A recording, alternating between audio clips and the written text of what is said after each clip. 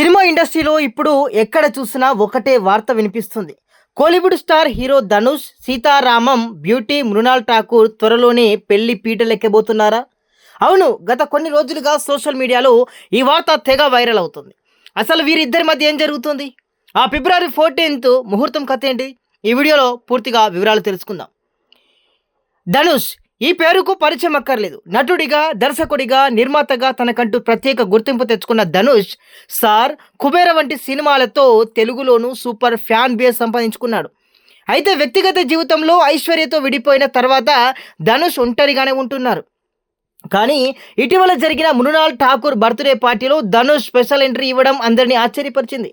అంతేకాకుండా మృణాల్, ధనుష్ సోదరీమణులను సోషల్ మీడియాలో ఫాలో అవుతుండడం, వారితో క్లోజ్గా ఉండడంతో వీరిద్దరి మధ్య ఏదో ఉందనే రూమర్లకు మరింత బలం చేకూరింది. ఇక సోషల్ మీడియాలో జరుగుతున్న జోరుగా ప్రచారం ప్రకారం వచ్చే నెల ఫిబ్రవరి 14వ తేదీన అంటే వాలంటైన్స్ డే రోజే ఈ జంట వివాహం చేసుకోబోతున్నారట.